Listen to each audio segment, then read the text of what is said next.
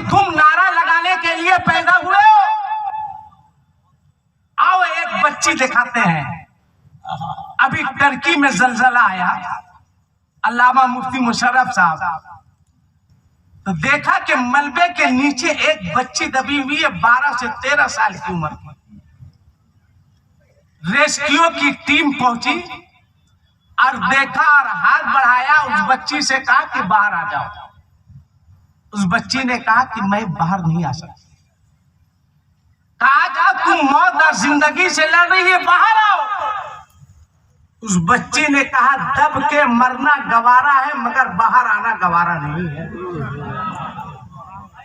पूछा क्यों? गैरत हो तो सुनो, अपनी बहनों को, अपनी बेटियों को, अपनी बीवियों को बेपर्दा बाजार में भेजने वालों सुनो, गरीब नवाज के मजार पर 10,000 की चादर चढ़ाने वालों सुनो, गरीब नवाज को तुम्हारी चादर की जरूरत नहीं है। गरीब नवाज के मजार पर 10,000 की चादर चढ़ाओगे तो गरीब नवाज खुश नहीं होंगे, वहां का मुजाविर खुश होगा जो तुम्हारी चादर को बेचकर दाढ़ी मुड़ाता है, अय्याशी करता है। उस बच्ची ने क्या जवाब दिया? मैं बाहर नहीं आ सकती। कहा क्यों?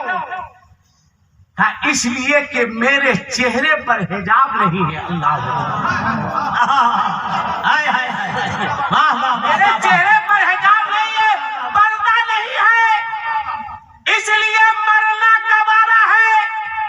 बगैर हिजाब के पर्दे से बाहर आना गवारा नहीं है। कैसी तरबियत थी उस बच्ची की? क्या सिखाया था उसके बाप ने? क्या तालीम दी थी माँ ने? फिर हिजाब का इंतजाम किया गया, हिजाब दिया गया, उसके बाद बच्ची मलबे से बाहर आई।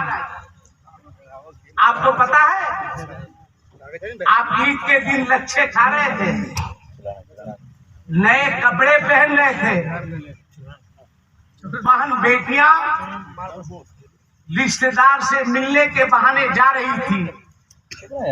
कई बच्चियां ईद के दिन नए कपड़े पहनकर गैर मुस्लिम लड़कों के साथ भाग गई। एक सर्वे के मुताबिक 50,000 1.5 महीना में हमारी बच्चियां भागी है। कौन है इसका जिम्मेदार? बताओ, इतना बड़ा मजमा है, इतने सारे लोग हैं, किसके ऊपर है इसकी जिम्मेदारी? बोलो, जवाब दो।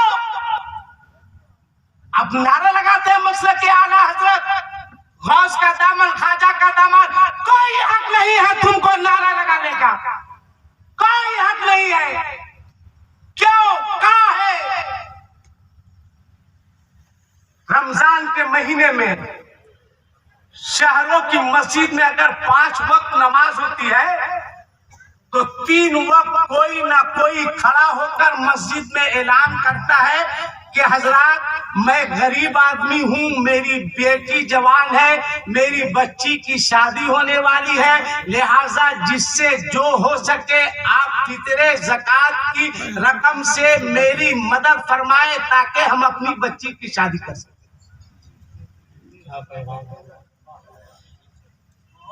वो फितरा ज़कात की रकम मांग कर ला रहा है, बेटी की शादी कर रहा है, तुम 200 लोगों को बारात लेकर जा रहे हो, कौन सा पैसा खा रहे हो?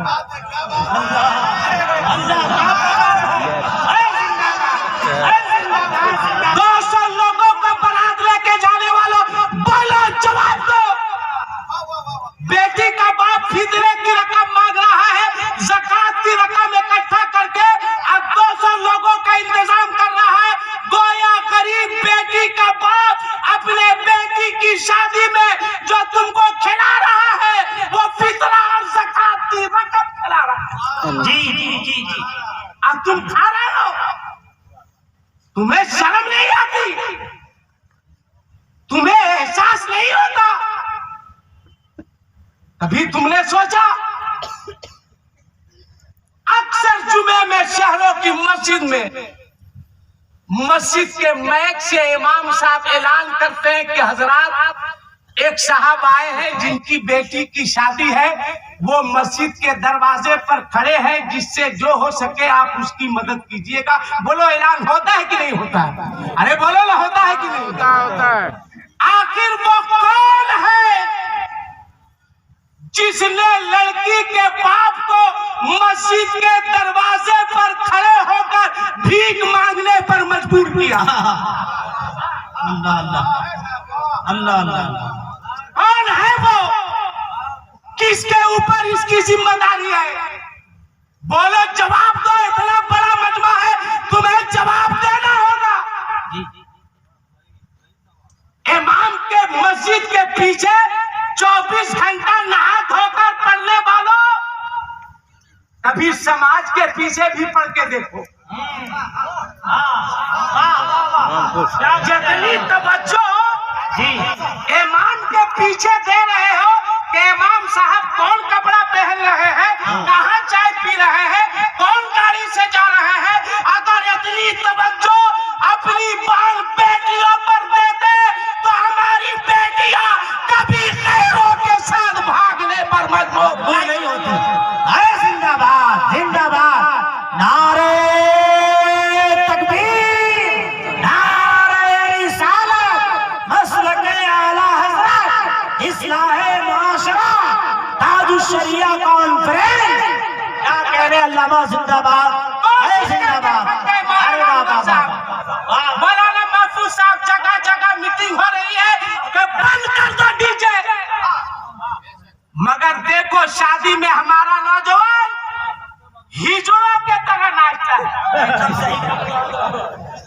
एक बात और बताओ, इतना बड़ा मजमा है, क्या हमारे इलाके से, जमुआ हो, राजधनवार हो, पिन्नी हो, इलाके से हमारी बच्चियां रामपुर, मुरादाबाद, बरेली शादी करके जाती है या नहीं जाती है?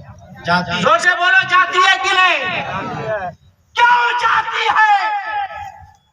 क्या इस इलाके के सारे लड़के हिजड़े हो चुके हैं?